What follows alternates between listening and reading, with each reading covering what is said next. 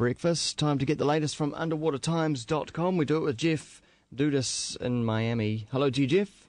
Hey, how you doing, Wammo? Very well, thanks. First story involves an incredible tale of survival. Yes, there were some fishermen from Kiribati Islands, which are sort of directly north of New Zealand on the other side of the equator, so literally out in the middle of the ocean. And they were out fishing, and their GPS broke down, and they got lost, and they ended up just sort of drifting around for like 33 days. And they finally washed up on a particular island in the Marshall Islands called Namdruk Island. And they were lucky. This island was inhabited. It had water and food. And there was, people were there.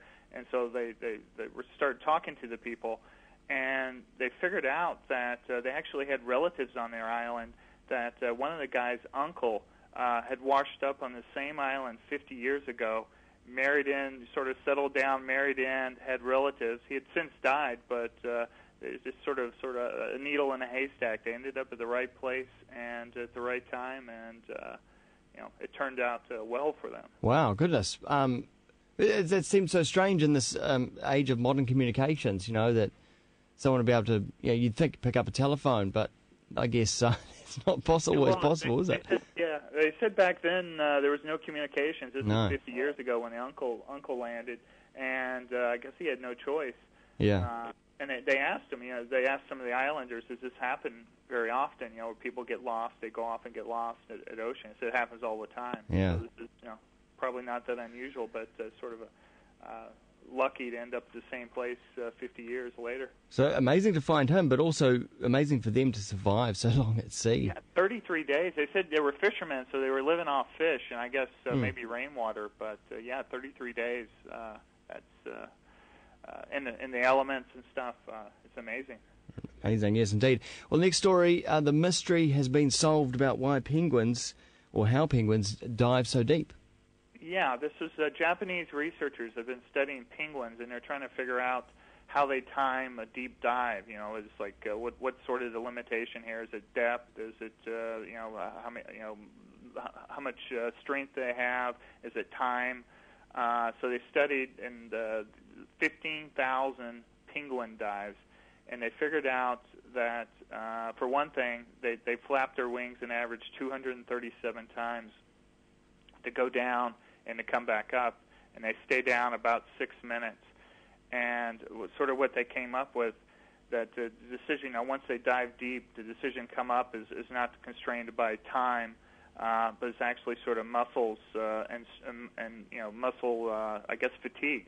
And they figured, once you hit 237 strokes with the flaps, it's time to come up, and so that's what they figured out. Wow. Okay. So really, it is kind of strength, really, isn't it? Well, evidently, yeah. The time really wasn't a factor, but it's just really I guess, running out of energy. Yeah. Okay. And final story. Well, it's like something out of the Simpsons, isn't it? Yeah. This is a strange story out of Japan. A diner in Tokyo was having fugu, which is pufferfish. It's known. It's one of these famous dishes all over the world, or especially in Japan, that could be potentially deadly. And sure enough, this lady was served some fugu. She started getting numb. She was rushed to the hospital. And this is a big no-no in Japan. It's officially licensed chefs, and this was at a 2-star Michelin-rated restaurant, served her this, and big no-no. So the chef was suspended. He may go to jail, and so wow. He may lose his license. So he's in big trouble. Yeah. And this is in Japan. This fish is famous because it may kill you. And so that it's sort of sought out, but there's sort of a black market too. That some chefs or actually some diners actually want the poisonous parts. The chefs go to serve this particular fish. You have to be like 3 years in training. You go through an apprenticeship, and supposedly only a third survive all of that. So what happened to the patient? Well, the patient survived. I forgot to say that. So she was hospitalized, survived. Some people actually succumbed to the poison. Scientists was a few years back. There was a story they were farming fugu, and they figured out to make a non-toxic version. So they came up with this and started serving it, but nobody wanted it because it didn't have the same allure. Didn't have the danger element. Right. If it wouldn't kill you, then it wasn't that good. Yeah. And back in the ancient times, if you served fugu and actually killed a diner, that the chef was supposed to kill himself with his fish knife.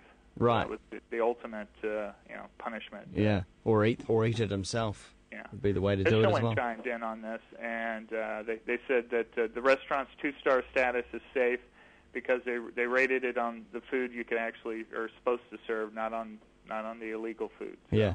Just shows, I suppose, how close to the poisonous parts they cut as well. Yeah, so it's real tricky. So you have to be very, very careful to pull out the liver, to pull off the skin. You don't cross-contaminate. It's a life and death you're putting in your chef's hands. Hey, Jeff, well, all the best for the festive season, and really look forward to more underwatertimes.com in the new year. Thanks very much. Sounds good. I'll talk to you next year. Cheers. Jeff Dudas there joining us in Miami.